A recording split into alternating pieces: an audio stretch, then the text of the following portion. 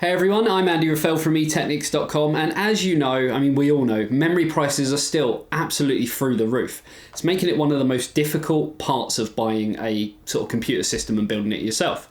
But this hasn't stopped brands from kind of trying to innovate a little bit. So you may have seen from some of our latest reviews from Corsair or Team Group, they've tried to sort of, style it up a little bit, mainly with the design, but also with RGB.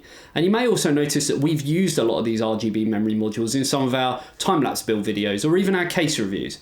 And that's what leads me on to today. So what we've actually got here is the GeIL Super Luce Sync series. It's a little bit similar to their initial kind of Super Luce that came out quite a few years ago now, but now you can actually fully sync it with your motherboard. So you can see right now we've got it plugged into an Asus motherboard and we've just got a nice little neat lighting pattern going on. So I guess really let's jump straight in, have a look and see what it can do, and of course see what the performance is all about. The modules themselves come in Stealth Black or Frost White, and as you can see we've got the Stealth Black version here today. The overall design between both of them are exactly the same though. They have a nice RGB strip right along the top, and they do admittedly have quite a cheesy ass logo. It does kind of remind me a little bit of the Superman logo, but I guess being called Super Luce, the clue is kind of in the name. It does remind me of other memory from similar manufacturers in terms of the shape, such as the Nighthawk RGB from Team Group. The heat spreader itself is quite thin and the memory is very light in comparison to other modules on the market. This shouldn't affect stock performance, but possibly when overclocking and raising the voltage, it could cause some issues. But look forward to the overclocking section because here's a little spoiler, we didn't have to change the voltage.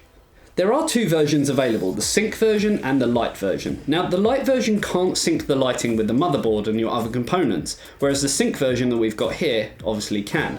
Now they do actually brand this as being Asus Aura Sync compatible, as it's prominently advertised on the product itself.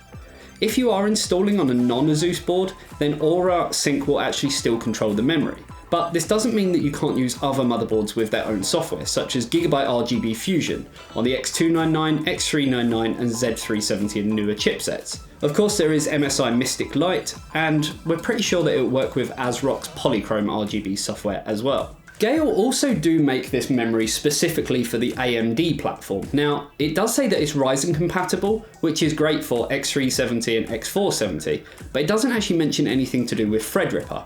That's not to say that it won't work, it's just that it's not certified for it. So if you are going to use it on Threadripper, just make sure that there's no compatibility issues. Double check everything basically.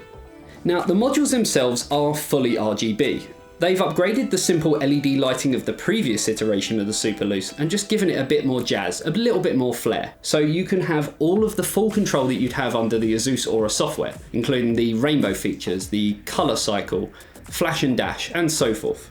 It's also worth noting that unlike GeIL's Evo X memory, which we have reviewed before, there's no cables needed on this particular module set. So no need for cable management, and it does make it look a lot cleaner. It has to also be said that the lighting itself is quite understated, as the frosting around it mutes it in an aesthetically pleasing way.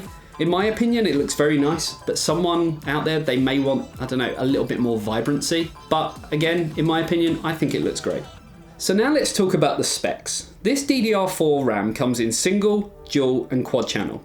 Now of course, as you can see, we have the dual channel of 2 times 8 gig, giving us a total of 16 gig capacity. Speed wise, there's modules all the way from 2133 MHz up to 3300 MHz. Now we have the 3000 MHz kit here, but don't let that fool you because again, spoiler alert, we managed to overclock this quite high. The timings come in at 16, 18, 18, 36 and operate at 1.35 volts.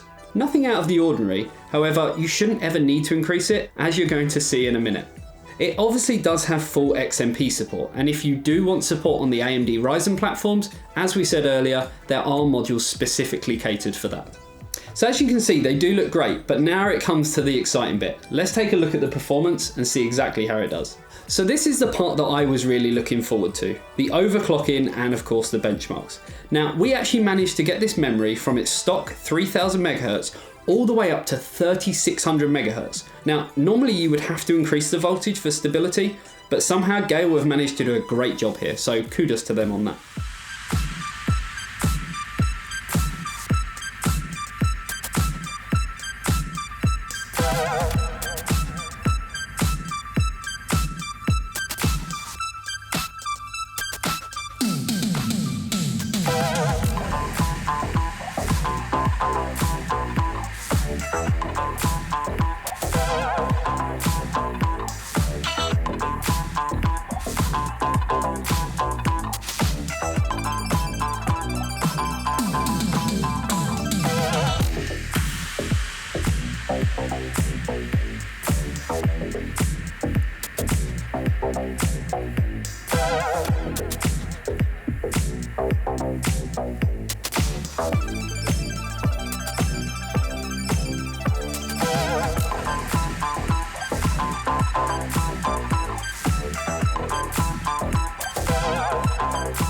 So aesthetics aside, performance aside, you can see we have a pretty, well, fantastic kit here. GeIL have really sort of outdone themselves. It absolutely looks amazing. I really like the kind of frosted look with it, and the performance simply speaks for itself. Overclocking wise, 3600 megahertz is no mean feat. So yeah, I think they've done a really good job here. Now, pricing wise, you're looking at around £192 in the UK. Couldn't actually find availability in the US, but going on the exchange rate, you know, take from it what you will. When you look at the price of £192, it sits comfortably between the likes of sort of Corsair Vengeance RGB and the Team Group memory that we've recently tested.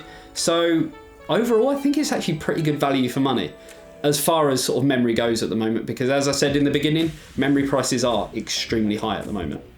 Hopefully you enjoyed the video. Let us know in the comments below if this is the sort of kit that you'd go for, or if there's any sort of kits from rival manufacturers that you have an allegiance to. Until next time, you know what to do, and I'll see you in the next video. See you later.